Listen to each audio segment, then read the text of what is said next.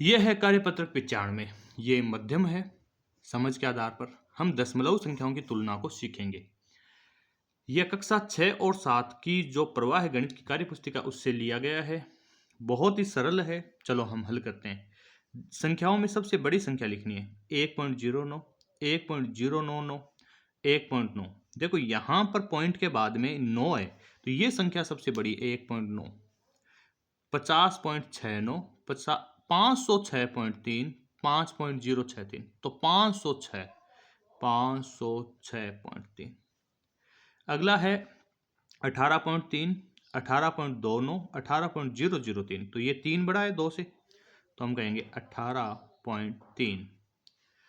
0.007, 0.07, 0.7, तो 7 बड़ा है 0 से, तो 0.7। 281.09, 281.9, 281.009, तो 9 बड़ा है, तो 281.9। यहाँ पर पॉइंट के बाद में जो अक्षर बड़ा है ना उसको कंसीडर करना है नए की संख्या की चौड़ाई के आधार पर। नीचे दी गई दशमलव संख्याओं के बीच में less than equal to greater than का चिन्ह लगाइए। चलो लगाते हैं। ये 50.9, ये 5.09 है, तो भाई ये बड़ा है। 113.303, 113.33, तो ये 0 की तुलना में ये 3 आ गया, तो ये बड़ा है। इसके बाद में अगला सवाल है अपने पास 10.570, 10.57, यहाँ भी 0 लगा तो क्या फर्क पड़ता है, तो यानी ये इक्वल है, बराबर है। 0.852, 0.825, तो 5 बड़ा है 2 की तुलना में, तो ये बड़ी हो जाएगी।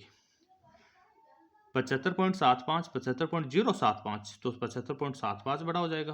35.55, 35.550, ये भी 0 लगा तो क्या फर्क पड़ता है, ठीक है, यानी ये बराबर है। अब है सवाल नंबर आपके पास अगला तो क्या है, ये दूसरे का ही एक और हिस्सा है।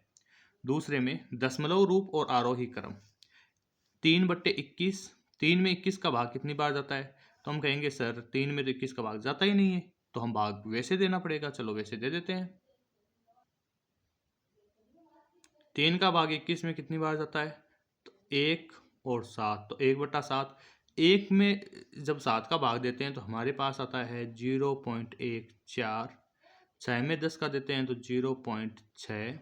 8 में 100 का दे देते हैं। देखो यहाँ पर एक जीरो था तो एक अक्षर बाद में पॉइंट लगा दिया। अब 2 जीरो है तो एक तो 8 हो गया, एक जीरो लगा के फिर पॉइंट लगाना पड़ेगा। अब इनमें सबसे आरोही क्रम लिखना है तो सबसे छोटा ये वाला है, तो हम कहेंगे 0.08, फिर आ जाएगा 0.14 और फिर आ जाएगा 0.6। यहाँ पर 3 में 21 का देना है तो बात तो वही आ गई 1.14, फिर वो सेम ही सवाल है 0.6 और 0.08, तो वही हो जाएगा उत्तर भी 0.08, 0.14, 0.6। 5 में 10 का देना है तो हम कहेंगे भाई 0.5 हो गया। 55 में 10 का देना है तो 5.5 हो गया। 55 में 100 का देना है तो 0.55 हो गया। तो सबसे छोटा 0.5, फिर 0.55, फिर 5.5। 1 में 10 का देना है तो 0.1, फिर 35 में 100 का देना है तो 0.35, फिर 1000 का देना है तो 0.035। सबसे छोटा 0.035, उसके बाद में 0.1, फिर 0.35। ठीक है। अगला सवाल तीसरा देखो, सत्य असत्य कथन को छांटना है। अभी छांट देते हैं।